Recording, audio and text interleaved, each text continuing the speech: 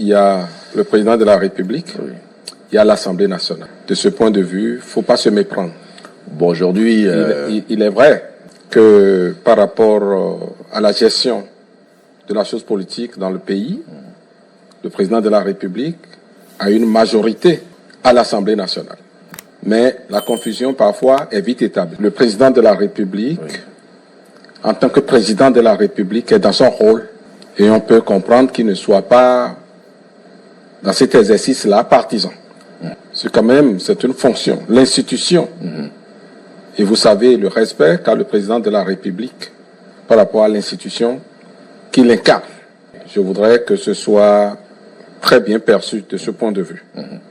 Et puis après, il y a les tractations qu'on peut faire sur le plan politique et dans le champ politique. Et je vous comprends que de ce point de vue, la majorité du président de la République à l'Assemblée nationale discute avec lui et peut discuter des questions d'ordre politique avec lui. Sauf que, dans le cas que vous appelez, c'est des délits de droit commun qui sont appelés. Et le président de la République a été très clair depuis le début. Pour qu'on ne fasse pas l'amalgame. Vous n'oubliez pas qu'après le dialogue politique en 2019, c'est de façon consensuelle qu'une loi d'amnistie a été prise à l'Assemblée nationale. Alors, on ne va pas éternellement prendre des lois d'amnistie. Non, ce qui dérange, c'est qu'il ne faut pas instituer des habitudes par rapport aux délits de droit commun. Ceux dont les questions sont des amis. Avant que Rekia Madougou ne soit de l'opposition, elle a été une amie de lutte avec moi, et vous le savez. Donc ce qui arrive à ces personnes ne peut faire du bien à personne. Sauf que quand la République nous appelle, il faut savoir parfois dépasser les émotions, les souffrances, les douleurs que chacun d'entre nous avons pour la pédagogie républicaine. Chaque fois que vous voulez corriger, c'est pourquoi on dit parfois aux parents, ne portez jamais la main sur votre enfant quand vous êtes fâché. Mais de façon très calme et sereine, on peut en arriver à punir son enfant. Vous avez parlé de la loi d'amnistie. C'est une loi, proposition, le texte qui est arrivé à l'Assemblée nationale, affecté à la commission dont j'ai la charge de coordonner les activités. Et nous avons fait notre travail, nous avons déposé un rapport. Vous savez très bien ce que dit le rapport. Le texte n'a pas été très bien fignolé. Et les amis de l'opposition le savent, ça. Non, c'est notoire ce qui a été dit dans le temps. Cela dit, le débat n'est pas appelé en plénière pour que j'épilogue sur les résultats de la commission. Mais je peux dire juste un mot. Une loi est de portée générale. Sa structuration, dans sa formulation. Et le texte qui a été déposé a péché sur le plan technique. Et les amis le savent. Je me rappelle que certains ont dit, bon, si ce n'est pas bien ficelé, nous allons reprendre, il n'y a pas de souci. D'accord? Je crois que ce qui se dit là, c'est de la com. C'est de la com. Vous savez, ce que demandent les amis se discute. Et se discute politiquement, si je prends la portée politique de la question. Quoi que je dise, les faits incriminés sont des faits de droit commun. Malheureusement. Je dis malheureusement. Mais prenons la dimension politique agitée de la question. L'opposition aujourd'hui n'a pas la majorité à l'Assemblée nationale. Alors vous demandez, parce qu'il y a les caméras, au président de l'Assemblée d'appeler une loi, alors qu'il n'y a aucune discussion préalable, ni avec nos groupes parlementaires, ni avec personne. Donc ce qu'ils veulent simplement, c'est un effet d'annonce. Nous allons appeler et faire porter la responsabilité aux autres, que c'est eux qui n'ont pas voulu voter une loi d'amnistie. Et l'agiter dans l'opinion, comme ils ont l'habitude de le faire, pour embrouiller l'opinion. C'est ça la manœuvre. Si vous parlez de moi, je verrai ce que dit le président de la République aussi. Parce que je vous ai dit à l'annonce que c'était fait de droit commun. Évidemment, bon, je n'aime pas trop parler de ça, parce qu'il s'agit d'amis. C'est du sang qui circule dans nos veines. Qu'est-ce qu'on reproche au professeur Joël Aïvo?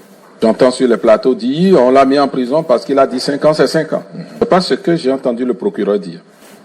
Le procureur a parlé de blanchiment de capitaux. C'est ordinaire. Vous investissez en politique ici. Vous avez peut-être des amis, des partenaires et tout, qui vous envoient des millions sur votre compte. Vous n'avez pas fait des affaires. Les opérations bancaires sont tracées.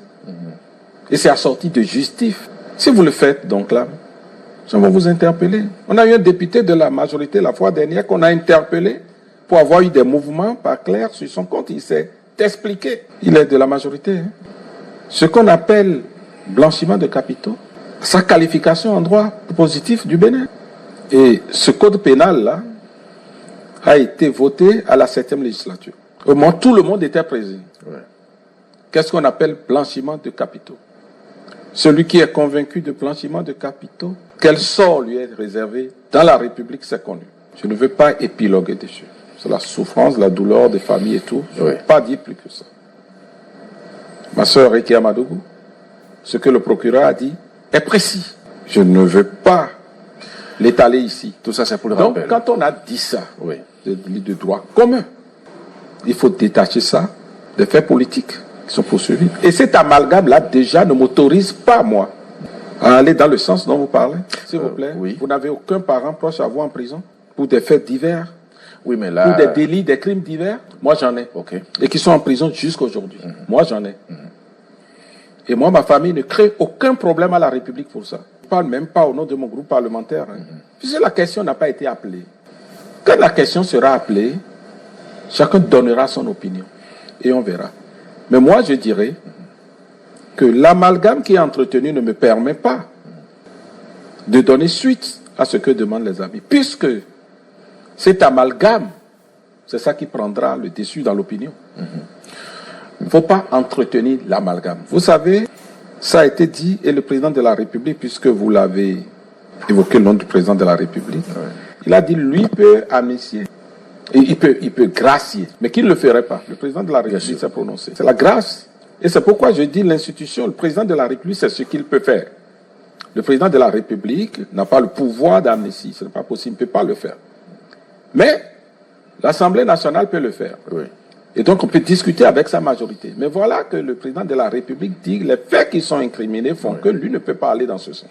Après, nous sommes une majorité disciplinée, nous allons discuter entre nous. C'est du lore, c'est la com, et je crois et je sais que vous n'y croyez pas. Pour le débat sur mes frères qui me dérange beaucoup, je ne veux pas faire ce débat, je veux pas. Je suis souvent malheureux quand je fais ce débat. Oui. Mais il y a des principes, il y a ce que, au niveau affectif, chacun porte, et je vous ai dit que parfois, malheureusement, on est obligé pédagogiquement de laisser un certain nombre de choses. Mais je dis, le débat n'est pas appelé. Et les amis qui le disent dans la presse n'ont fait aucun pas pour qu'on en discute. Et je comprends ceux qui disent que nos amis ne veulent pas en réalité de la sortie de ceux qui souffrent en prison. Parce que quand on a ce genre de démarche, après c'est un peu intriguant, ça étonne un peu ce genre de démarche.